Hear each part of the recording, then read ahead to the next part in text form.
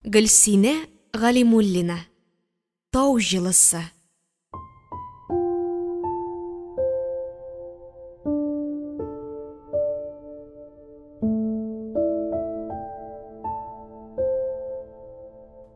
Беренче бүлек.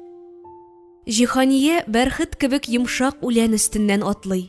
Әйләнә тирәсе гадәти түгел, әкияти дөньяга охшаган. Бөркетләр оялаган мәхәббәт зур тау итәгендә 2-3 катлы ак биек йортлар тезелгән. Бакчаларындагы агачларда лимон, әфлисун, аңа таныш булмаган җиләк-җимешләр үсә. Берсен үрелеп алырга теләп кулын сузды, тик буе җитмәде. Нинди матур йортлар! Түгәрәк гөмбәзләре нәфис кул яулык чите кебек челтәрләп үрелгән. Алар кояш нурында төрле төсләргә кереп, күз явын алырлык итеп җемелдәшәләр.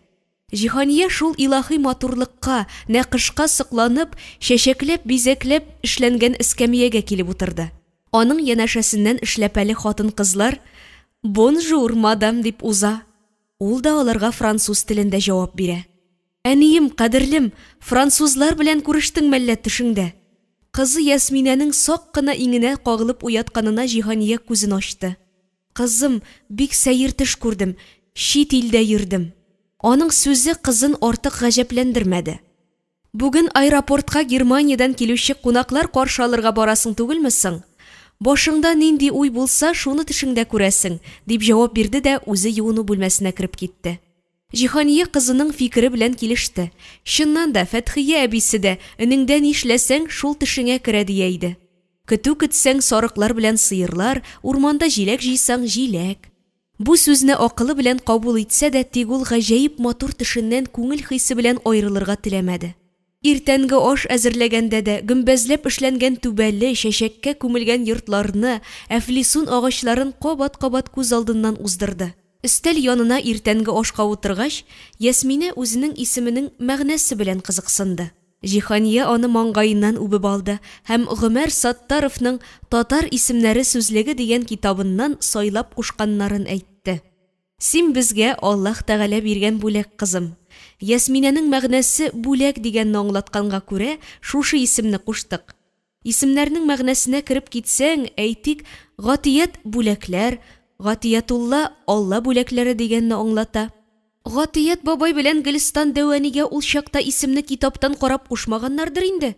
Элеккеге кеше баласына тузга язмаган исемнәр кушмаган. Кешенең язмышы исеменә күрә язылыр дигән гыйбарәне белгән безнең әби-бабайлар. Хәзер генә ул исемнең мәгънәсен уйлап тормыйлар, әллә нинди йогышсыз, телне әйләндереп әйтеп булмый торганнарын да кушалар». Әнисенең сүзенә каршы Ясминә көлемсерәп куйды. «Безнең класста Франц, Аэлита, Милан, Рим һәм Аидалар бик күп». Ул әнисенә рәхмәт әйтеп өстәл яныннан торды да мәктәпкә китәргә җыенды. Шомырттай кара күзен әнисенә сирпеп алды да кыяр-кыймас кына «Ирида Аршатовнага тапшырырга 5 сум акчаң бүген дә юкмы әле?» дип сорады. Җиһаниянең күкрәк турысы кысып куйды. 10нчы сыйныфта укучы кызы алдында уңайсыз иде аңа. Бер атнадан бирле вокал дәресенә нота дәфтәре алу өчен 5 сум акча сорый, аның шул мөмкинлеге дә юк. Фатирга түләргә дип әзерләп куйган акчасының 10 сумын алды да кызына сузды. Кыенсынып торганын күргәч, «Ал, кызым, фатирга түләргә акча табу минем проблема. Әниең кайда эшли?» дип сорыйлар да дусларым, «Министрлыкта» дигәч, сине зур акча алып эшли дип уйлыйлар. Безнең өчен 5 сумның да нинди кыйммәт икәнен күз алдына да китерә алмыйлар. Әле ярый ашарга сиңа колхозлардан күчтәнәчкә килгән ит белән балыбыз бар, шулай бит?» Җиһания аңа каршы: «Ака машинабызга эш урыныннан бушлай бензин да бирелә. Булганына шөкер итеп яшик, кызым. Хезмәт хакымның 1 сумын да исраф итмим, тора-бара җайланыр», дип кызының башын күкрәгенә куйды. Әнисенең йөзендәге һәр чалымын күреп үскән Ясминә «Дәвәни белән Дәвәтинең безгә кооператив фатир алу өчен җыйган акчалары банкта янмаган булса, үз фатирыбызда яшәр идек, имәни», дип әйтеп куйды яшүсмер бала. «Шулай да бит, әмма алай җиңел генә фатирлы булу насип булмады шул. Алла бабай үзегез эшләп алыгыз дигәндер». Ана белән кыз бер-берсенә уңышлы көн теләп хушлашып, берсе мәктәпкә, икенчесе эшкә китте. Җиһания иртән туры Казан аэропортына барды. Министр киштән үк халыкара мөнәсәбәтләр бүлеге җитәкчесе Нурбай Зәбиров белән икесенә Германиядән килүче эшмәкәрләрне каршы алырга дигән күрсәтмә бирде. Аэропорт эчендә үзе бер дөнья кайный. Кемдер бара, кемдер кайта, кемдер кемнедер каршы ала яки озата. Җиһания белән Нурбай самолетларның очу вакытын күрсәтеп торучы электрон табло каршына килеп басуга, алар каршы алачак очкычның 2 сәгатькә соңаруын хәбәр иттеләр. «Менә сиңа кирәк булса», дип әйтеп куйды Нурбай, йөзенә гаҗәпләнү билгесе чыгарып. «Нишлек икән инде?» диде Җиһания дә егеткә сораулы карашын ташлап. Самолетның соңарып килүен министрның ярдәмчесенә шалтыратып әйттеләр дә, аэропортта утырып көтәргә булдылар. Җиһания сумкасыннан блокнотын чыгарды. Языла башлаган мәкаләсен төгәлләргә мөмкинлек чыгуына ишеннән генә куанып та куйды. Нурбай кесәсеннән кечкенә генә китап чыгарып укырга кереште. Җиһания аның инглиз телендә язылганына игътибар итте. Шул чак алар янына озын буйлы, тез гәүдәле, ак чиста битле, кыяфәтеннән үк чит ил кешесе икәне күренеп торган 40 яшьләр чамасындагы ир килеп туктады. «Бонжур», диде француз телендә мөрәҗәгать итеп. Җиһания аңа французча җавап кайтаргач, ирнең йөзе яктырып китте. «Ален», дип үзе белән таныштырды. Рәсәй шәһәрләре буйлап сәяхәт итеп йөрүен әйтеп, Казанның истәлекле матур урыннары белән кызыксынды. Җиһания блокнот битенә Кремльне, Сөембикә манарасын, Бауман урамын, шул тирәдәге берничә музейны, данлыклы университетны, милли китапханәне французча язып бирде. Аның нишләптер әлеге чиста йөзле, зәңгәр күзле чит ил кешесенә ярдәм итәсе килде. Әгәр дә кирәгем чыкса дип, электрон адресы белән телефон номеры язылган визит карточкасын да сузды һәм аны таксига кадәр озата чыкты. Утыртып җибәргәч, чит ил мусафирына тамчы кадәр генә ярдәм итә алуына куану хисе Җиһаниянең күңелен күтәрде. Нурбай аның французча сөйләшергә кайда өйрәнгәнен сорады. Ирем белән районда яшәгәндә бер төрлелектән туеп, сыры тормышыма яңа бизәк өстисем килде дип сөйләп китте. Районда зурлар өчен чит телләр өйрәнү курслары ачылды. Минем нигәдер француз теле өйрәнәсем килде. Бәлки җырлары матур булгангадыр.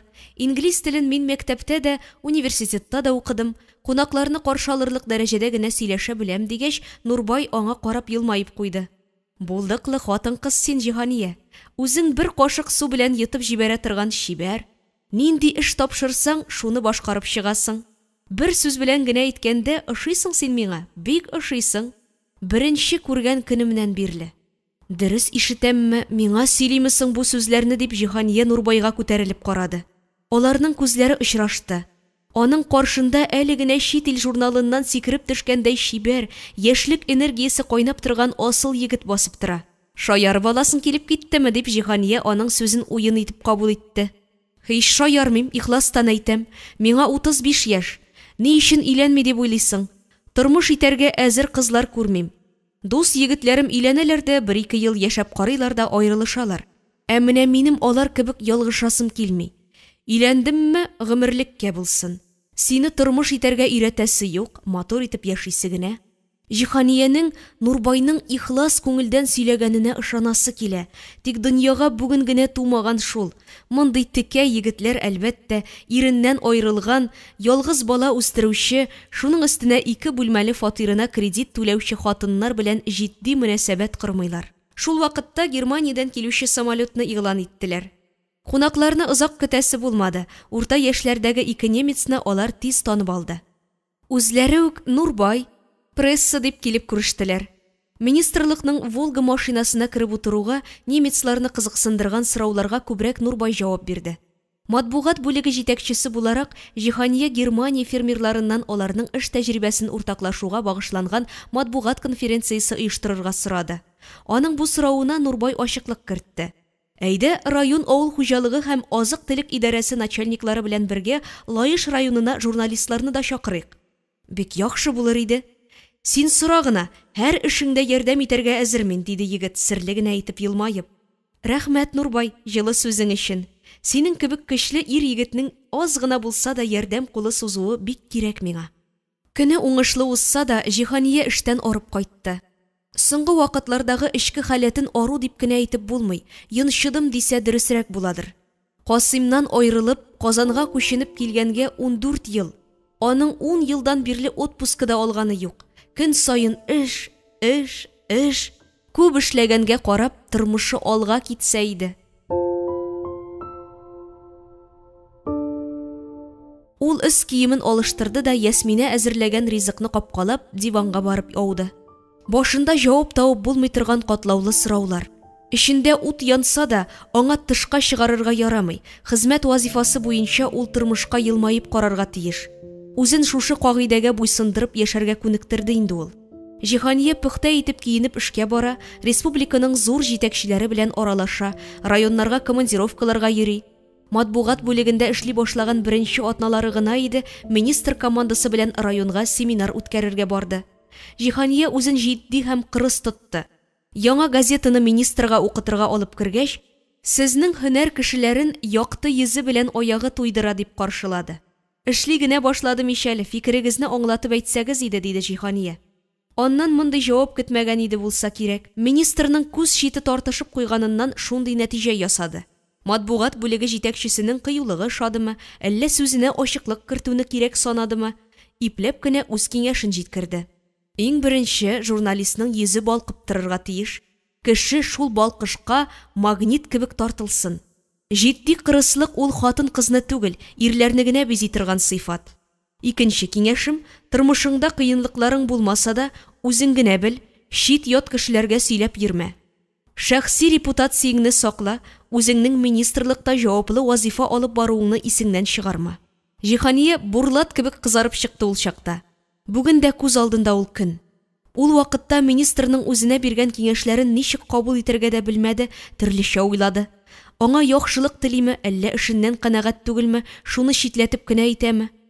Башын 1001 төрле сорау чорнап алды. Җиһаниянең кирпеч заводы директоры булып эшләгән иреннән аерылып, Казанга күченеп килгәнен министр яхшы белә. Әмма аның Касыймнан ни өчен аерылып киткәнен берәү дә аңламаячак. Читтән карап торганда ул бәхетенә чыдый алмаганга киткән кебек тоела. Яхшы йорт-җир, машиналары бар, тормышлары әйбәт. Журналист дипломын читкә куеп, бухгалтерлар әзерли торган ярты еллык курста укыды да, иренең бухгалтериясендә эшләде. Җиһания дөрестән дә Касыймга кияүгә чыккач үзен онытты. Иренә уңайлы шартлар тудыру өчен яши башлады. Тик аның хезмәтен санга суккан кеше генә булмады. Эш урынында иренең хезмәткәрләренә, төзүчеләргә ямьсез итеп сүгенүе, гади кешене кимсетүе, җанына тиюе генә бер хәл. Үзен тудырган, изге җан иясе әнисен рәнҗетүен кичерә алмады ул аның. Әнкәй, җаныем минем, син чыннан да фәрештә идең, дип пышылдады Җиһания. Баш миләрен яндырып, күзеннән кайнар яше бәреп чыкты. Ул күз яшенә ирек куйды. Күз алдына кино тасмасы кебек йөрәге аша кичергән вакыйгалар берсе артыннан икенчесе алышынды. Заводның актлар залында яңа ел бәйрәме. Бер-бер артлы теләкләр теләнде. Касыйм шәркәсенә салынган аракыны эчте дә куйды, эчте дә куйды. Кайтышлый заводның котельнесенә керделәр. Оператор егет сәкедә ятып тора иде. Касыйм аны өстерәп төшерде дә аягына типте. Тик оператор да төшеп калган егетләрдән булмады. Икенче көнне үк үзен кыйнады дип судка гариза язды. Үзенең хылыксызлыгы, тәкәбберлеге аркасында Касыйм үзенә күпме мәшәккать тудырды ул чакта. Күз алдына каенанасын китерде. Исеме дә матур, Йөзлебикә. Авылда яшәгән чорда аның иң татлы хатирәләре каенанасы белән бәйләнгән икән. Ул аларның гаиләсен сөт белән каймактан өзмәде. Атна уртасында да камыр ризыклары пешерә иде. Иссесен дә суытмыйча, тастымалга төреп аларга китерә. Җиһания самавыр куеп җибәрә, кара каршы утырып сөйләшә-сөйләшә чәй ичәләр. Өстәл янына Касыйм да килеп утыра. Җиһаниянең тәне калтырап куйды. Ире анасы пешереп китергән өчпочмакны кулына алды да: "Әни, син берәр вакыт ризыкны астын кидермичә пешерә алырсыңмы?" дип читкә этәрде, ризыктан гаип эзләде. Җиһаниянең улы җанлы ананы кызганудан йөрәге бишкә яргаланды. Тизрәк аны якларга ябышты. Касыйм, син үз акылыңдамы? Нинди тәмле ризыкны мактап ашыйсы урында әнине рәнҗитәм дип тә уйлый белмисең, дип ачу белән ярсып кычкырып җибәрде. Шуннан ир белән хатын арасындагы ызгыш башланды. Әнкәе ипләп кенә торыр иде дә: "Балалар, минем алда бер-берегезгә ямьсез сүзләр әйтмәгез, рәхмәт килен", дип чыгып китәр иде. Әнисенә карата Касыйм каты бәгырьле булды. Йөзлебикә әнкәй улының тупаслыгын күрмәмешкә, сүзен ишетмәгәнгә салышты. Ясминә тугач Җиһаниянең төп булышчысы кайнанасы булды. Ул аны үз анасы кебек якын күрде. Әйбәт иде ул, аның сабырлыгына һәйкәл куярлык. Касыймның акылга сыйдырып булмый торган начарлыкларын күргән саен шушындый акыл иясе анадан нинди ир бала туган дип шаккатып куярга мәҗбүр була иде. Әнкәй ул чакта да улын якларга тырышып, «Әй килен, алай димә инде. Эш авыр ич, нервлана торган», дип күз читен сөртеп алыр иде. Җиһаниянең йөрәге дулкынланудан каты итеп тибәргә кереште. Үткәннәрен исенә төшерсә, җанына тия. Касыйм белән яшәгәндә ул үзен кирәксез кешегә саный башлаган иде. Үз анасын хөрмәтли белмәгән ир хатынын да ярата алмый. Ул ире янәшәсендә җылы җитмәгәннән туңды. Аңа иренең салкын җиле көннән-көн катырак килеп бәрелде. Хатын-кыз ире янәшәсендә куркып калтырап түгел, тау җылысы тыеп яшәргә тиешлеген аңлый башлады. Ул көнне кайнанасы Казанда яшәүче Илнария кызында кунакта иде. Җиһаниягә эштән отчет тапшырырга Казанга барырга кирәк. Ул 3 яшьлек Ясминәне балалар бакчасыннан алырга иренең энесенең хатыны Зинаидага ышанып китте. Кичке сәгать 8 тулганчы соңгы автобус белән кайтып та җитте. Баланы алырга дип килгәч, килендәше Зинаиданың мыскыллы елмаеп, «Без синең хезмәтчеләрең түгел» дип басып торуы хәзер дә күз алдында калды. Чуаш хатынының шул көнге кыланмышы Җиһанияне әллә нишләтте. Әйтерсең лә күкрәге читлегеннән нидер очып чыгып китте. «Гомеремдә бер тапкыр үтенеп сорадым, балам кайдасың?» Аның сорауына каршы Зинаида белән иренең бер туган энесе Ратмир башларын гына селектеләр. Җиһания йөгерә атлый балалар бакчасына тәрбияче йортына килде. Ул да баланы кем алып киткәнен белми. «Кызым кайда? Табыгыз! Сабыйны бер ялгызы чыгарып җибәрдегезме?» дип кычкырып елап җибәргәнен үзе дә сизми калды. Бу авылда аның укытучы булып эшләүче туганы Зәбидә яши. Ясминәнең башка барыр кешесе юк дип шуларга йөгерде. Тыны бетеп, тирләп пешеп килеп керде. Өстәл артында сөлгегә төрелгән кызы утыра. Зәбидә белән Җиһаниянең башта сораулы карашлары кисеште. «Сыерны көтүдән каршы алырга дип капка төбенә чыктым. Карыйм, урам уртасында бер кыз бала ята җирдә. Йөгереп барып күтәреп алсам, Ясминә. Сыерлардан куркып егылган, күлмәкләре пычранган. Безгә кадәр ничек кайтып җиткән балакаем. Сыерлар изеп киткән булса, менә эс киемнәрен юып, үзен мунча керттем». Җиһания кызын кочаклап күкрәгенә кысты. Моңарчы таныш булмаган ярсу хисе вулкан кебек бәреп чыкты. «Балам, син нишләп Зинаида апаларыңа кайтмадың соң? Бакчадан алырга килмәгәч, үзем аларга кайттым. Капкалары бикле булды. Астыннан керергә теләдем, тик анысына да ичке яктан такта терәп куелган иде. Ачырга көчем җитмәде. Шуннан соң Зәбидә апаларга киттем. Бу районда калмыйбыз, кызым. Монда минем яклаучым да, сыйыныр кешем дә юк икәнен аңладым бүген. Мин журналист кеше, югалып калмам», диде ул йөрәк авазы белән. Аның һәр хәрәкәтен күзәтеп торган Зәбидә сорау бирмәде. Үз тормышын һәр кем үзе җайлый. Ирсез гомер итә алу өчен бик көчле булырга кирәк, туганым, диде дә, тормыш туктаусыз көрәштән тора. Көрәш булгач, анда кемдер җиңәргә яки җиңелергә тиеш. Ә җиңелмәс өчен тормыш кыйблаңны бик дөрес сайларга кирәк. Башта шул хакта уйлан. Нинди кыйбла турында сөйлисең, Зәбидә апа?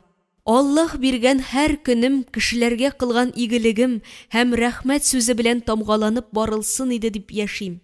Данлыклы дин галиме Җәлил хәзрәт Фазлыевка рәхмәт укыйм. Китапларын олы киңәшчем итеп файдаланам. Сөйләле, бәлки миңа да ярдәме тияр, диде куйнында эреп йокыга киткән сабыйын кочагына кысып утырган Җиһания. Зәбидә аңа аш салып бирде, сөтле чәй ясады. «Әйдә сеңлем, аш әле әйбәтләп. Кызган, ярсыган вакытта җитди карарлар кабул итәргә ярамый. Бүген үземнең дә бик авыр көнем булды. Балик булмаган балалар эшләрен карау комиссиясенә бардым. Укытучыларны авыр гаиләләрдә үсүче балаларга җәмәгать тәрбиячесе итеп билгеләделәр. Минеке 8нче сыйныфта укучы кыз бала. Әти-әнисенең эш урыннары булса да, эшкечелек белән мавыгалар. Балик булмаган 3 балалары бар үзләренең. Тормыш юлында адашкан кешеләргә гади сүзләр белән генә йогынты ясап булмый. Җәлил хәзрәтнең китапларын методик ярдәмлек кебек кулланам. Сез балагызны тәрбияләргә тиеш, бу сезнең вазифагыз дигән гадәти сүзләрне алар ишетми дә. Минем бурыч кызга дөрес юл күрсәтү. Ул комиссиягә нәрсә өчен куелган булган дип сорады Җиһания. Кеше әйберен урлаганга.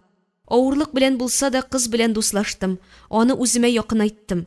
Һәр очрашуда мин аңа җиткерәсе фикеремне Җәлил хәзрәтнең Лыкман Хәким насихәтләре дигән китабыннан китердем. Кеше кулындагыга кызыкма. Кирәк әйберне иң элек Аллаһтан сора. Ул бер хәерле бәндәсе аркылы сиңа җибәрергә сәбәбен чыгарыр һәм теләгеңә ирешерсең. Юнсезләр белән дуслашма. Ширек алма янына бер түгел, бер дистә яхшы алма куйсаң да, ул яхшырмый. Яхшылары бозылырга мөмкин.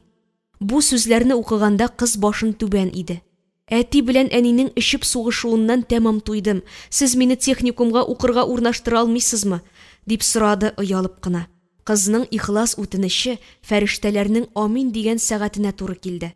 Техникум директорына әйбәтләп аңлатып күрсәткәч, ул аны укырга кабул итте. Ата-аналар җыелышына да бардым. Кыз турында тискәре фикер әйтелмәде. Кайту юлында Зәбидә апа, сумкагызда йөртә торган акыллы китапны миңа бирә алмыйсызмы? Әти белән әнигә дә укып күрсәтер идем диде. Шул чакта сөенүләрем. Менә бит, урынын җаен белеп әйтә белсәң, яхшы сүз керә икән ич.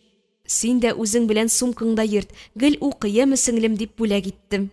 Шул китапны укып кына тәртипкә кердеме соң дип сорады Җиһания. Әйе, техникумда әйбәт кенә укып йөри.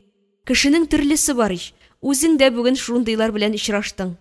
Укытучылар өстеннән төрле органнарга, газеталарга исем-фамилиясын күрсәтмичә шикаят хатлары язалар. Булдыклы укытучыга яла ягу, хисетлек белән язган бер хат авторына газета аша җавап язганда, Җәлил хәзрәтнең китабыннан мондый үзек китердем. Күңелдә нинди агач үссә, телдә шул агачның җимешләре. Күңелендә ямсезлек агачы булган кеше башкалар турында яхшы итеп уйлый да, сөйли дә, аларны бәяли дә белми. Юнсезлек акылында ала. Акылы булса, үзенә карап башкаларга бәя биргәнен аңлар иде дип шушы риваятны да китердем. Пәйгамбәрбез саллаллаху алейхи ва саллям сахабалар белән утырганда Әбу Бәкер радиллаһу анху килеп керә һәм әйтә: «Я Расулуллах, син нинди күркәм, синнән нур бөркелә, син кешеләргә изгелек, матурлык таратасың» ди. Хак әйтәсең ди Пәйгамбәрбез саллаллаху алейхи ва саллям. Бираздан кара киеп бер кеше килеп керә һәм кычкырып: «Я Мөхәммәд, син нинди юнсез кеше, син начарлык таратасың, кешеләр арасын бозасың» ди. Хак сөйлисең ди Расулуллах саллаллаху алейхи ва саллям. Сахабалар аптырашып: «Ничек инде син икесенә дә бер төрле җавап бирдең» дигәч, Пәйгамбәрбез саллаллаху алейхи ва саллям елмаеп: «Алар бит миңа түгел, икесе дә үзләренә бәя бирделәр. Кешенең эше нинди, сүзе шундый».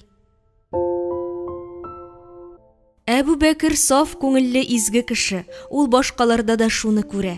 Теге кеше ул гомере буе кешеләрне дошманлаштырып, сугыштырып, шуннан тәм табып яшәүче. Башкаларда да үзендә булган сыйфатларны күрергә тели, дип җавап бирде. Икенче бер шикаят хатын тикшереп, бер генә җөмләсе дә дөрес түгеллеген раслагач, җавап язганда яңадан Җәлил хәзрәт китабын файдаландым. Сүзеңне 3 иләк аша үткәреп әйтү кирәк. Беренчесе дөреслек иләге, әйтәсе сүзең дөресме? Телнең иң зур афаты ялган. Икенчесе файда иләге, әйткән сүзеңнең берәр кешегә файдасы бармы? Өченчесе матурлык иләге, әйтәсе сүзең матурмы? Буш сүз гайбәт сөйләүчеләр янында тукталып торма. Күңелең каралыр, тупасланыр, изге гамәлләрең бетәр. Аларга Аллаһның газабы килгәндә сиңа да өлеш чыгар дигән сүз. Мондый көчле сүзләрдән соң шикаят язган кеше урынга йыгылгандыр.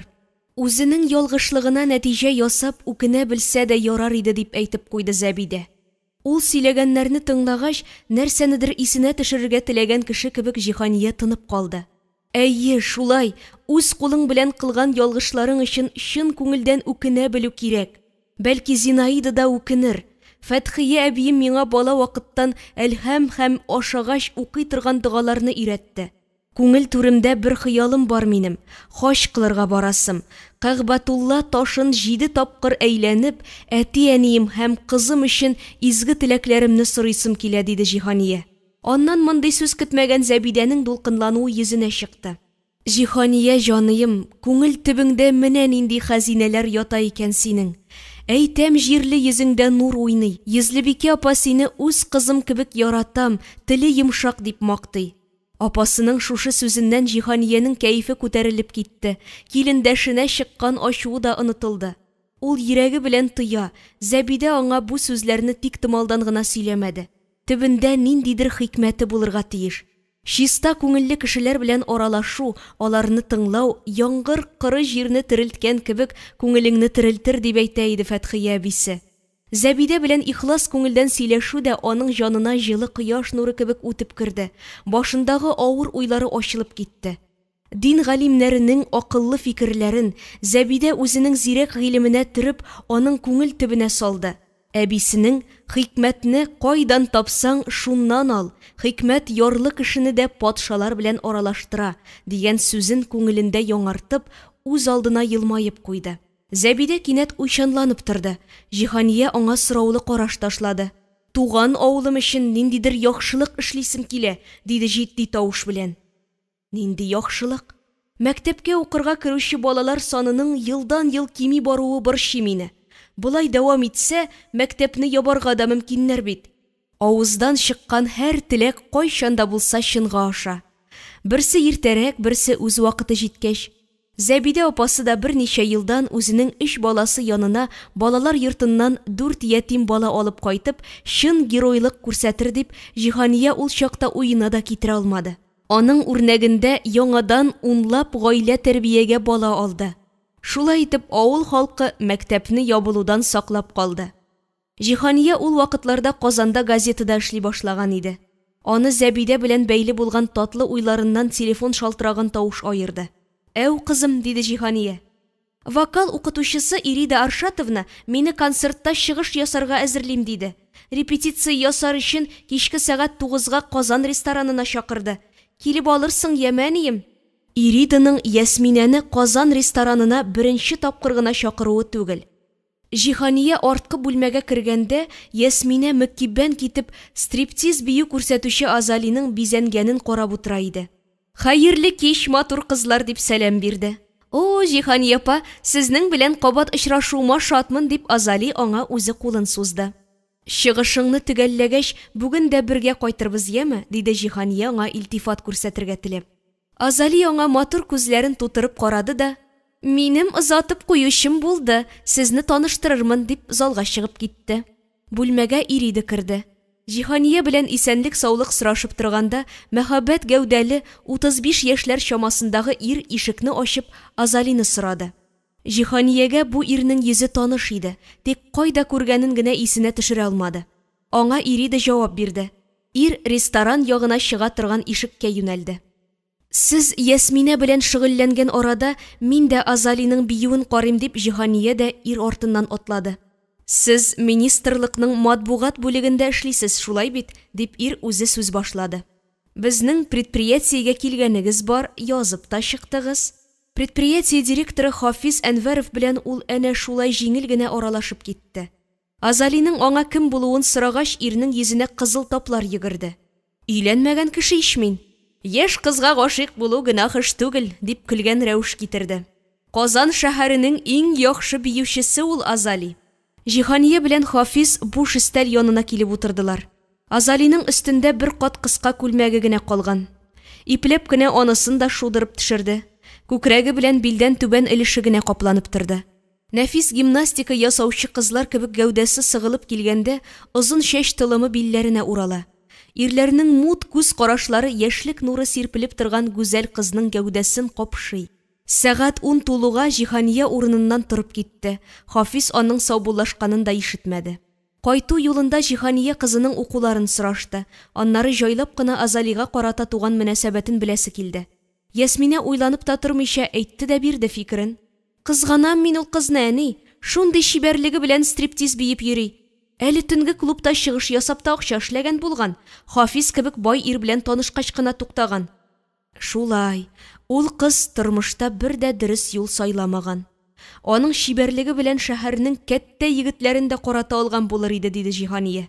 Ана кеше үз кызына нинди егетләр ошавы белән кызыксынды. «Киләчәк үсеше булган егет кирәк миңа. Перспективный. Минем уй теләкләрем белән исәпләшә һәм хатын кызны хөрмәт итә белә торган егет очраса, ул минеке булачак. Ул егет дөньяда бар инде, сез әле очрашмаган гына. Җиһания белә, һәр ана өчен үз баласыннан да матур һәм акыллысы юк кебек тоела. Тормышының бердән-бер юанышы, куанышы, яшәүнең рәхәте дә Ясминәсе, Аллаһ биргән бүләге ул аның. Өйләренә кайту белән Җиһания компьютерын кабызды. Иртәгәсе көнгә газетага тапшырасы хәбәрләрне язарга кирәк.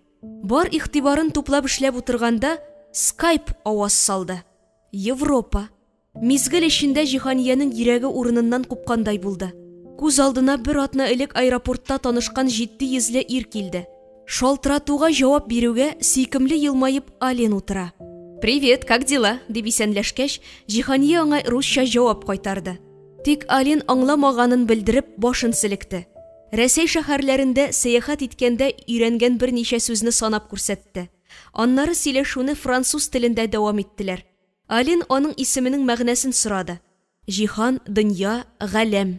Ир зәңгәр күзен мөлдерәтеп карап торды да, «Сезнең күңелгә бөтен галәм сыйган» дигән мәгънә килеп чыга. Җиһания аның сүзен раслап башын какты. «Бу исем сезгә дөрес кушылган. Йөрәгең матур синең». Ирнең сүзләренә Җиһания исе китмәгән кыяфәт чыгарды. Хафизны исенә төшереп, ирләр барысы да бер төсле дип кенә уйлап куйды. Шулай да Аленның гаиләсе белән кызыксынуны кирәк санады. Ул үзенең өйләнмәгән икәнен, әти-әнисе барлыгын, әмма алар белән бергә түгел, үз йортында яшәвен әйтте. «Синең ирең бармы?» дип сорады Ален. Җиһания үзенең кызы белән генә яшәвен әйткәч, йөзе тагын да яктырды. «Аэропортта яныңда утырган кешене ирең дип уйлаган идем. Алайса хәлеңне белеп торырга атнаның кайсы көннәрендә шалтыратырга мөмкин». Йөзеннән якты нур сирпелеп торган ирнең үтенеченә каршы килергә Җиһаниянең йөрәге кушмады. Шимбә-якшәмбе көннәрендә сөйләшергә риза булды. Ален көн сайын кич белән Skype аша тыныч йокы теләп шалтыратты. Җиһания күңеле белән көннән-көн Аленга якынайганын сизде һәм шул ук вакытта үзенең хисләреннән курыкты да. Чит ил кешесенә тартылуның тыелган мәхәббәт икәнен акылы белән аңлый, тик җанын чорнап алган шашкын хистән ничек арынасын гына белми. Үз эшеңә генә бикләнеп, үз уйларыңа яшеренеп яшәү җиңел түгел. Күңелнең мондый халәте аның җанын арыта. Иң дөрес киңәшне аңа әти-әнисе генә бирәчәк. Туган авылына кайтып, миллек җиле иснәп, тәненә үтәрлек итеп чабынып мунча керсә, Аленны йөрәгеннән йылкып атар төсле тоелды. Шимбә көнне иртән үк янәшәсенә Ясминәсен утыртып, 200 чакрым ераклыктагы туган авылына илтә торган юлга кайтырга чыкты. «Әни, тизлегеңне арттыра күрмә, ипләп кенә бар» дип кызы алдан ук кисәтеп куйды. Туган йорты капкасыннан керүгә ишек алдына таралган мунчаның үзгә хуш исе, өйдә өстәл тулы сый-нигъмәт каршы алды аларны. Җиһания башта әнисен, аннары әтисен кочаклап торды, аларның тән җылысын тойды. Туган йортта ничек рәхәт. Ана йөрәге шундый. Ялга гына кайткан балаларына кадер-хөрмәт күрсәтеп каласы килә. Гөлистан кызларына башта пилмән салды, аннары мичтән эчпишмәк алды. Өстәл янында озак итеп сөйләшеп утырдылар. Җиһания мелиорация оешмасында мастер булып эшләүче әтисенең эшләре белән кызыксынды. Банкротка чыккан предприятиене аякка бастыру өчен нинди зур акыл кирәклеген беләсең ич кызым. Үзең дә авыл хуҗалыгы районнары буйлап йөрисең, төрлесен күрәсеңдер. Ял көнедә кабинетына килеп утыра торган җитәкче күргәнең бармы? Әтисенең бу соравы Җиһаниянең күңелендә оешма җитәкчесе Илдус Талиповны үз күзе белән күрәсе килү теләген уятты. Эшли башлаган елларыннан мелиорация алга китсен дип тырышсагыз, йортлы гына түгел, акчалы да, машиналы да булырсыз дип тотынган иде, сүзен җилгә очырмады. Үзенең таләпчәнлеге һәм ихласлыгы белән коллективны кулга алды. Күпме кешене аракы сазлыгыннан йылкып чыгарды. Айык яшәү рәвешенә кайтарды дип өстәп куйгач, Җиһаниянең журналистик кызыксынуы тагын да артты. Әтисе белән сөйләшеп утырганда, әнисе мунчаның әзер икәнен хәбәр итте. Җиһания яшь үсмер кыз вакытыннан мунчага әнисе белән керергә яратты. Йөрәк серен уртаклашыр өчен бу юлы да иң уңайлы урын мунча дип уйлап, әнисен үзе белән керергә чакырды.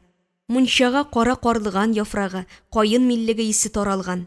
Әнисе кызын сыйпап сөя-сөя нәфис тәненә бал белән вак тоз сылады. Җиһания ана кулының җылысын, изелеп утыру рәхәтенең ләззәтен тойды. Ул шушы вакытта үзен дөньядагы иң бәхетле кеше дип санады. Туган җиремнән аерылсам, бу рәхәтләрне күрми ничек түзәрмен? Ана йөрәге баласының эчке тынгысызлыгын тиз сизде. Сине нидер борчый кебек тоела, эшеңдә тәртипме, кызым? Җиһания аңа җайлап кына Европа егете Алин турында сөйләде. Гөлстан әлбәттә 35 яшьлек кызыннан мондый сүз көтмәгән иде. Башта югалып калды, башын иеп сүзсез утырды. Казанга кайтып сине алып китәм дип әйтәме? Кияүгә чыгарга тәкъдим ясамады әле. Телефон аша гына аралашабыз. Гөлстан аның йөзенә карады һәм дөрес сүз эзләде. Балам, үзең сайлап, авыл егетенә кияүгә чыктың. Әти-әнисе дә белгән кешеләр иде. Тормыш итә башлагач алыштырган кебек булды. Нәсел ыруын, без телен белмәгән кеше белән язмышыңны бәйләп була микән ул? Башта шушы сорауга дөрес җавап табарга кирәк. Тормышың белән уйнарга ярамый. Әнисенең алтын сүзләр сөйләгәнен Җиһания бик яхшы аңлый. Тик менә күңел дигәне генә һаман Алинга тартыла. Санкт-Петербургта яшәүче сыйныфташың Илүс тә авылда, мәктәпкә килде, сиңа сәлам әйтергә кушты, диде Гөлстан, сүзне башка юнәлешкә борып җибәрергә теләп. Гаиләсе юк икән, дип тә өстәп куйды. Җиһаниянең тәненә кайнар су сипкәндәй булды. Тел белән әйтеп аңлатып булмый торган хис җанын урап алды. 9-нчыда укыганда белорусларга охшаган сары бедрә чәчле, зәңгәр күзле сыйныфташына гашыйк булды ул. Иртән мәктәпкә икесе дә 8 тулганчы киләләр дә, үзләренчә сөйләшәләр. Җиһаниягә ошый иде ул сары чәч, зәңгәр күз. Матур мизгелләр. Авыл читендәге таллыкта очрашкан вакытларын икесе бергә чаңгы ярышында узышып беренче килүләрен исенә төшереп елмаеп куйды. Мәктәптә укыган чордагы самими, саф кыз вакытларын күз алдыннан уздырды. Хушлашу вальсына соңгы тапкыр мәктәп сәхнәсендә вальс әйләнеп биегән чакларын исенә төшерде. Җиһания бала чагыннан биергә яратты. Авыл клубына ул Илүс белән кара-каршы бир өчен генә чыга иде. Казанга укырга киткәч тә озак вакыт оныта алмады ул аны. Кайда гына барса да күзләре белән сары чәчле, зәңгәр күзле егетне эзләде. Санкт-Петербургка киткәнен ишеткәннән соң гына хисләре әкрен генә сүрелде. Башын аска иеп тирән уйга баткан кызын читтән генә күзәтеп утырган әнисе Илүснең шәхси бизнесы булуын да әйтеп куйды. Сиңа менә дигән кияү дип кенә әйтеп бетермәде. Җиһания әнисенең тел төбендә ни ятканын аңласа да аңламаганга салынды. Илүс чит кеше түгел, үз авылыбызда үскән, үзем укыткан егет дип Гөлстан һаман кызының күңеленә читләтеп кенә юл ярырга теләде. Шулай икәнен Җиһания үзе дә белә дә бит, тик нигәдер йөрәге генә Илүскә түгел, еракка талпына. Нигә алай икәнен үзе дә аңламый. Ана күңеле белән кызы җанында ни кайнаганын йөрәге белән тоя күрәсең. Язмышыңа язылган булса, шул юл буйлап барасың да барасың инде, кызым. Сез чит илгә китсәгез, сагынудан саргаеп үләрмен кебек тоела. Сеңлең Гатия дә 100% сау түгел бит. 2 бертек балам, бер оныгым бар дип куанып яшим дип елап ук җибәрде. Җиһания югалып калды. Әнисен тынычландыра торган сүзләр эзләсә дә теленә килгәнен әйтте. Алдан елап куйма әни, иртәгә генә күченеп китмимиш. Үзем дә уйлыйм, төрле ягын үлчим. Гөлстан җиңел сулап куйды. Халык телендәге 7 кат үлчәп, 1 кат киз дигән гыйбарәне дә искә төшерде. Җиһания әнисе сүзенә каршы: "Ярар әни, әби әйтмешли, Аллаһ Тәгалә ничек язган булса, шуны күрербез." Аларның мунчадан чыгышына өстәлдә самавыр кайнаган, өйгә мәтрүшкәле үлән чәйенең хуш исе таралган. Җиңел пар белән сезне. Ясминә барысына да чәй ясады. Кеше гомеренең иң бәхетле мизгеле шушы.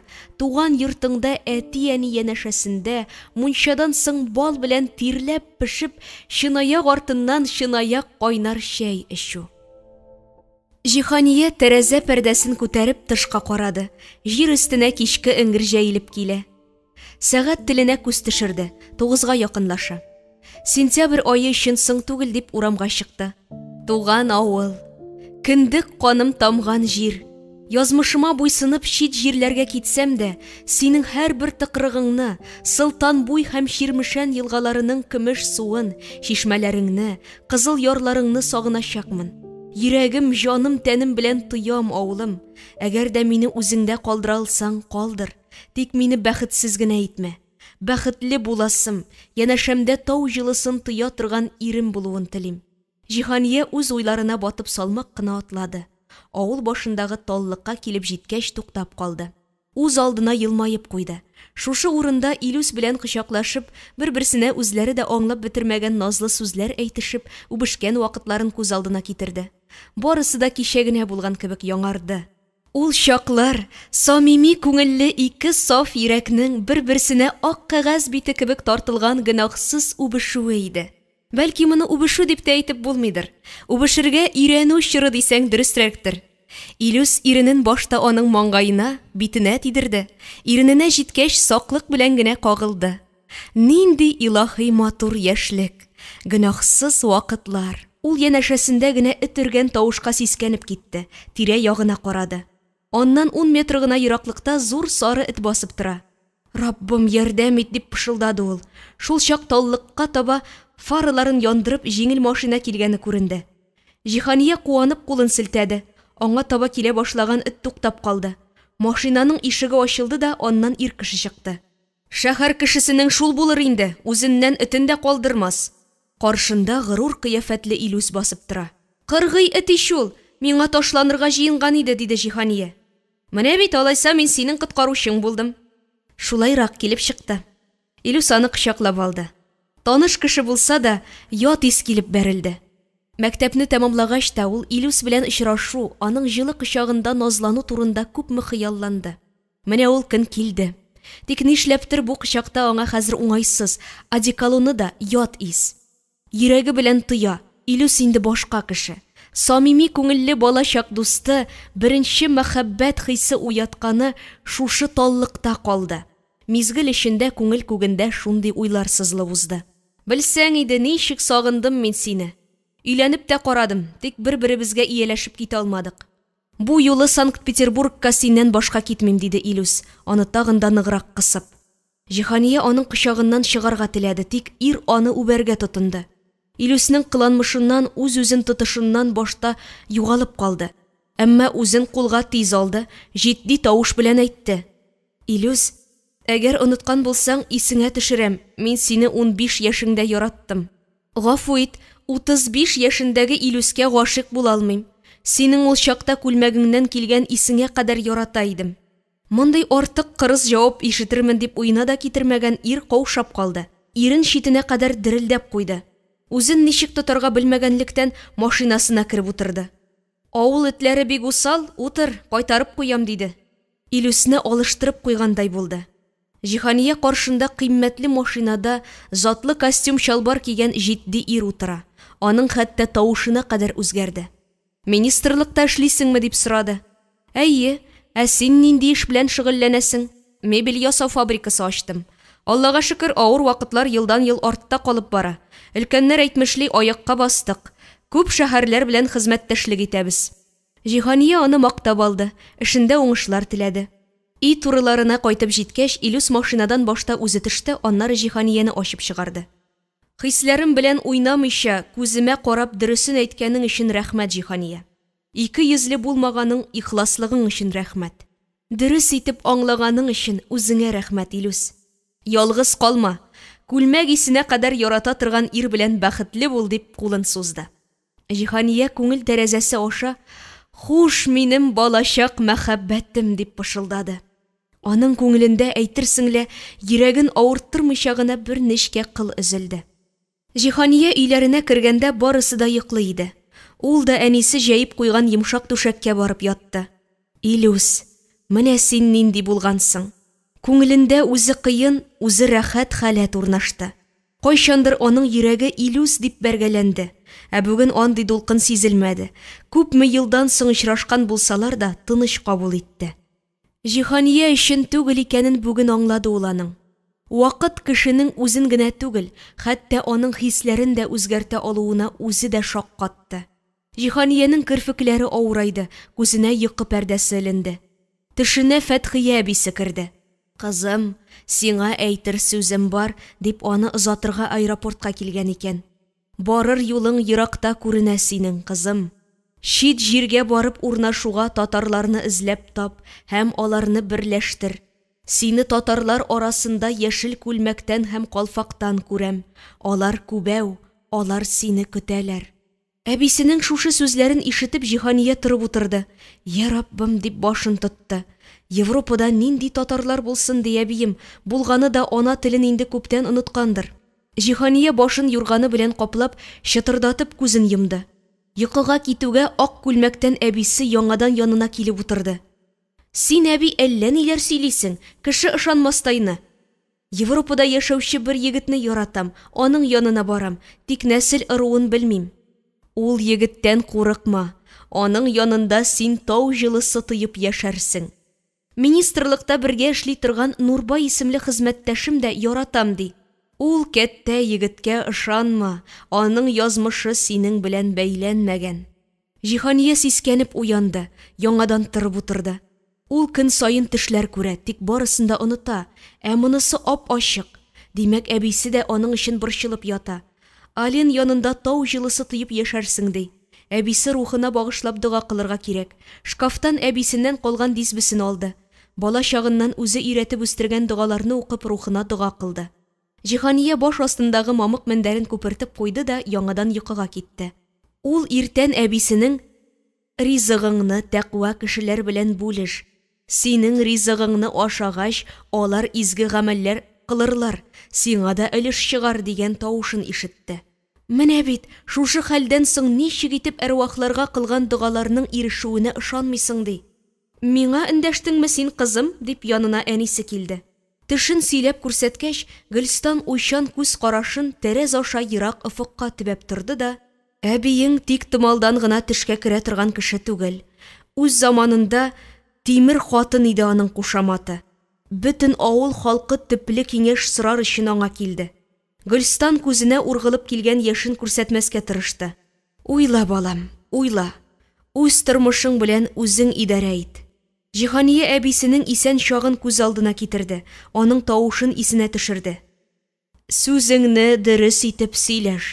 Әйттем дип шатланма, әйтми калуыңа куан", дияр иде. Әбисенең намаз укыганын авылда беркем дә белмәде. Гыйбадәт кылу һәркемнең үзе өчен кирәк, ул мактана торган гамәл түгел дигәне хәтердә уелып калды. Бер вакыт Коръән ашы мәҗлесеннән бик ачуланып кайтты. Әнисе сәбәбен сорагач, "Гайбәт сөйләшкән кеше абыста исемен йөртергә лаек түгел. Кемгә нәрсә әйткәне белән масаеп өстәл башында тәкәбберләнеп утырды", дип җавап кайтарды. Әлеге абыстай чакырылган ашларга ул бүтән бармады. Җиһания кияүгә чыккан вакытта әбисе аны янына утыртып үзенең нәсихәтен бирде. Кыз бала кияү йортына төшкәч, шул өйнең тәртибенә күнәргә тиеш. Хезмәт хакыңны йорттагы кассага алып кайтып куй. Шушы үрнәкне балаларың күреп үсә. Һәр нәрсәнең үз вакыты бар. Көннәрдән бер көнне касса синең кулга күчәр. Гомернең узганы сизелми дә кала ул. Әби әйткән иде диярсең. Фәтхия әбием, еллар узгач та синең акыллы киңәшләрең көчен югалтмый. Алар үзең шикелле тимер кебек нык. Җиһаниянең уйлары әбисенең тормыш юлы буйлап сузылып китте. Үз чоры өчен ул укымышлы, белемле булган. Тумышы белән Арча районы кызы пединститут тәмамлагач, Йылдыз совхозына мәктәпкә эшкә җибәрелә. Һәм ул авыл мәктәбендә 45 ел буе немец теле укыта. Мәктәп миченә утын ягып җылыта торган заманнарда башлана аның хезмәт юлы. Укытучы кыз 1941 елда үзе кебек белемле егет Әхәт белән гаилә кора. 6 ай гына яшәп кала яраткан ире белән. Яшь ирне сугышка алалар. Тик ул фронтның 1 аенда ук һәлак була. Яшь хатын 5 айлык авыры белән калган. Беренче улы дөньяга ятим булып туган. Тол хатын күңелендәге авыр тойгыларын эш белән баса. Кайнанасы аның тырыш икәнен күрә һәм аңа авылдан бер йорт сатып алып, улы белән бергә башка чыгара. Балага сөте булыр дип бер кәҗә дә бирә. Авыл җирендә уңган хатыннарны ирләр дә күзәтеп кенә тора.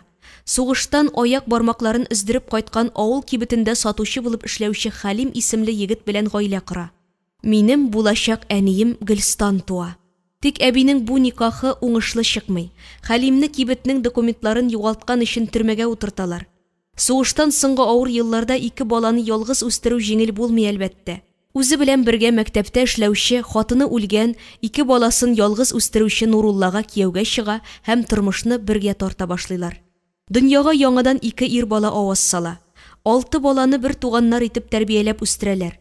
Мин укытучы дип тормаган Фәтхия, ирләр белән рәттән басуда пешән чапкан. Нинди авыр эш бар, берсеннән дә чирканып тормаган. Сугыш юлы буйлап узган Нурулла бабай да озын гомерле булмады, 50 яшендә вафат булды. Әйе, уйлап баксаң, аның әбисе бик катлаулы тормыш юлы узган булса да, 80 яшенә кадәр ачык зиһен белән гомер итеп бакыйлыкка күчте. Җиһания кызым, шул кадәр тирән уйга чумып ниләр уйлыйсың дип янына әнисе килеп утырды. Фәтхия әбине уйлыйм. Ахирәт йортында да безнең өчен борчылып ята җан кисәгем. Бу сүзләрне әйткәндә Җиһаниянең күзеннән кайнар яше бәреп чыкты. Төшемдә ни өчен ул мине аэропортка озатырга килде икән? Үз тормышыңны үзең уйлап бетер, кызым. Кызының төшен үзенчә фаразлап куйган иде инде Гөлстан. Әбисе оныгына ни өчендер чит илгә китәргә куша. Җиһания иртәнге аштан соң әтисе эшли торган мелиорация оешмасына барды. Кабул итү бүлмәсендәге кызга үзенең кем икәнен әйтә генә башлаган иде, Илдус Талипов кабинет ишеген ачты. Җиһания рәхим итегез дип җылы каршылады. Министрлыкта нинди яңалыклар бар, кайсы як районнарда йөрисез, безнең оешмага нинди җилләр китерде? Сезнең оешманың эшчәнлеге турында матбугат өчен язма әзерлисем килә дигәч, Илдусның бит очы кызарып чыкты. Урыныннан торып тәрәзә форточкасын ачты. Тынчу бүлмәгә иртәнге көзге саф һава бөркелде. Шул вакыт әкрен генә кабинет ишеген шакыдылар һәм аннан кыяр кыймас кына өлкәнрәк яшьтәге хатын-кыз керде. Илдус аңа урын тәкъдим итте. Илдус Исламович, кызымның гаиләсен йортлы иткәнегез өчен сезгә рәхмәт әйтергә килдем. Безнең рәхмәтне Аллаһ Раббыбыз сезгә үз юлы белән ирештерсен дигәндә, хатынның күзеннән инҗе яшьләре тәгәрәп төште. Исән мин тынычлык белән яшәргә язсын дип Илдус аны җылы күз карашы белән озатып калды. Җиһания сораулы карашын җитәкчегә төбәде. Кызы безнең оешмада техник хезмәткәр булып эшли. Былтыр кияүе үлеп китте.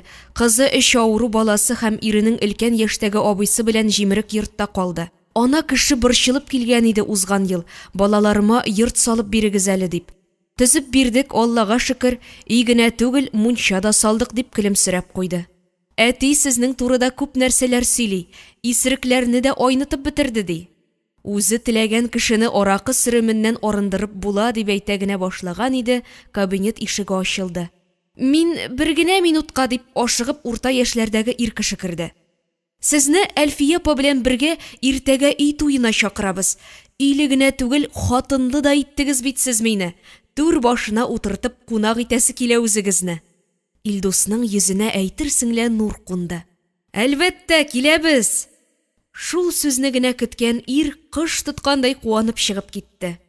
Алдан сөйләшеп куйсак та булай ук булмас иде. Рәхмәт җыя торган көнегезгә туры килдем. Бу тракторчы турында да сөйләгез инде. Монда эшли башлаган көннән алып булдыклы ир-егетләрнең эчкечелек белән мавыгуларына каршы бик нык көрәшергә туры килде. Кулыгызда ут уйната торган егетләр битсез дип кабинетка чакырып аңлаттым, иләренә бардым, туганнары, гаиләсе белән очраштым. Әнә шундый визитларым вакытында бик авыр хәлдә яшәүчеләрне күрдем. Монда кергән ир ул вакытта әнисе белән генә яши иде. Өйләренең стенасы аша урам күренә. Шул чакта энем карт аның хакына үтенеп сорыйм, эчкечелектән дәвалан. Наркология диспансерына үзем алып барам. Әгәр дә аек яшәү рәвешенә күчәсең икән, оешма исәбеннән йорт салып бирәбез. Өйләнерсең, үз гаиләң булыр дидем. Әнисе дә улына күз яше белән ялварды. Сәүбәнебезгә ихлас киңәшебез тәэсир итте. Күрәсез, аны хәзер эчкечелек белән шөгыльләнгән кеше дип тә әйтеп булмый. 3 ел эчендә яңа кеше булды. Өйләнде, уллары туды. Кадрларны яңадан ясыйсыз, диде Җиһания. Шулай дисәк тә була. 7 елда 10 гаиләгә фатир төзеп бирдек. Кулыннан эш килә торган намуслы егетләрне саклау өчен армия сафына киткәндә килешү төзибез. Үзләре хәрби хезмәт срогын үтәгән чорда минималь хезмәт хаклары саклык кассасына күчерелеп барыла. Армиядан кайткач, үзенә яңа эс киеме алырлык запас акчасы була. Яшьләрне авыл хуҗалыгына тартуның үзе яхшы, үзе изге алымын уйлап тапкансыз. Кеше факторы, аның тормышын бизәү турында байтак кына кыйммәтле сүзләр сөйләде Илдус. Әнисенең үзенә биргән акыллы киңәшләрен дә исенә төшерде. Эшегезнең уң булуын теләсәгез, ярдәм сораган кешегә кулыгызны сузыгыз. Шул чакта гына иңегездәге рәхмәт фәрештәләрегез юлыгызда хәүф-хәтәрдән, мәкерле бәндәләрдән саклар, күңелегез тыныч булыр дия иде. Яхшы җитәкче нинди сыйфатларга ия булырга тиеш? Нинди генә җитди кеше булсаң да, күңелең белән мәрхәмәтле булырга кирәк. Җиһания кул сәгатенә карады, китәргә дип урыныннан торды. Аларның саубуллашканын гына көткәндәй, кабинетка бер артлы белгечләр керде. Җиһания кабул итү бүлмәсенә чыкты, көзгедән үзенә күз төшереп алды. Ишек аша Илдусның эш вакытында гына түгел, һәр вакыт бер-берегезгә яхшылык эшләүдән курыкмагыз. Исегездә тотыгыз, рәхмәт җирдә ятмый, үзегезгә бәрәкәт булып әйләнеп кайта дигән насихаты ишетелде. Җиһания өйләренә кайтып кергәндә, аларга күршеләре Талига апа кергән иде. Әнисе белән чәй өстәле янында сөйләшеп утыралар. Җиһания дә алар янына килеп утырды. Аларга үзенең кичә Илүс белән очрашуын әйтте. Кайсыбызда булмаган инде ул беренче мәхәббәт җиле, дип елмаеп куйды Талига. Минеке Камил исемле иде. 10нчы сыйныфта укыганда башланды гыйшык хатлары. Армиягә узатып җибәрдем. Отпускыга кайтты. Медицина училищесында укыганымны ышатмады. Авырулар яныннан кайткан кул белән әзерләгән ризыкны ничек ашармын инде дип әйткән сүзе йөрәгемә ук булып кадалды. Бүтәнчә яныма китермәдем мин аны. Насыйбым Тәлгат булганга күрә юлыбыз аерылгандыр. Тәлгат абый белән ничек таныштыгыз дип кызыксынды Җиһания. Безнең авылга агроном булып практика узарга килгән иде. Трактор тартып йөри торган Сталинец 6 маркалы комбайнда эшләде. Ашлык саламын капнителгә урып төшерә, берничә кыз шуны урнаштырып торабыз. Сәнәк урынына без тыгызлыйбыз. Саламны урынлы-урынсыз төшерәсез дип Тәлгат безне ачулана. Менә шулай танышып киттек. Ул Тәтеш авыл хуҗалыгы техникумында укый иде. Хатлар языштык. Тәлгат җәй көне диплом алды. Октябрь аенда өйләнештек. Тормышны ничек башлап җибәрдегез ул чорда дип кызыксынды Җиһания. Мин медсестра. Тәлгат агроном дипломы алгач, Балтач районының бер авылына эшкә билгеләндек. Заман диген, икебез дә яшь белгечләр юк исә, яшәргә урын бирелмәде. 1 ел ярым кешедә фатирда торып эшләдек тә, Тәлгатның туганнары янына Әлмәткә күчендек. Агроном кешегә нефть чыгару ошамаса да мәҗбүри эшләде. Ил белән Хрущев идарә иткән заманнар. Ипидә юк ашарга. Бер артлы 2 кызыбыз туды. Әле ярый балалар кухнясыннан аларга азык бирелде. Яңадан бер уңайлыгы бар. Оешма ашханәсендә ипи белән чәй бушлай. Халыкның күпчелеге тамагын шунда туйдыра. Монда да ел ярымнан артыкка түзә алмады Тәлгат. Аның апасының ире колхоз председателе иде. Аның белән элемтәгә керде дә безне шушы авылга алып кайтты. Үзәктән җылытыла торган 2 бүлмәле фатирга урнаштырдылар. Кызларыбыз балалар бакчасына йөри башлады. Тәлгат килгән көннән җиң сызганып яраткан хезмәтенә кереште, иген басуыннан кайтып кермәде. Мин участок хастаханәсендә медсестра булып эшләдем. Күршеләрдән калышмыйк дип, без дә бала санын 5кә тутырдык дип килеп җибәрде. Тәлгат абый яшь чагында рафинат кебек шибәр булгандыр. Бу сораудан соң Талига моңаеп алды. Ул тормышының бәхетле вакытларын исенә төшерде. Авырлы чырының гел җәй айларына туры килгәнен, Тәлгатының урманнан җиләк җыеп алып кайтуларын сөйләгәндә, күзеннән инҗе бөртекләре тәгәрәп төште. Балалары аз гына авырып китсә дә, хастаханәгә салып дәвалаткан. Колхоз ашханәсендә тәмле ризыклар пешертеп алып килә торган булган. Талига апа ирен бик яратып яшәгән. Бала чагымны гына күрмәдем. 1941 елда әти сугышка киткәндә 3 айлык сабый булып калганмын. Фронттан кайтмады әти. Күлмәкне мунчада юып киеп үстек, алмашка юк иде. Бала чакны күз алдына китерергә тырышсам, ачлык искә төшә.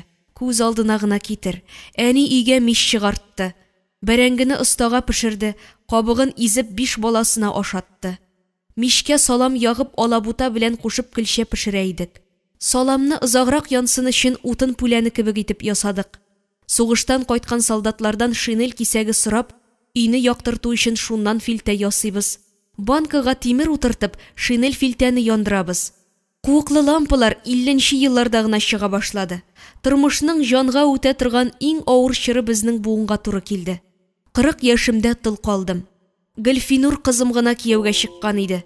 Балаларымның дүртесенең дә медицина институтына тартылуын әтиләренең үлеме белән бәйле булгандыр дип уйлыйм. 48 яшендә йөрәк авыруыннан үлде.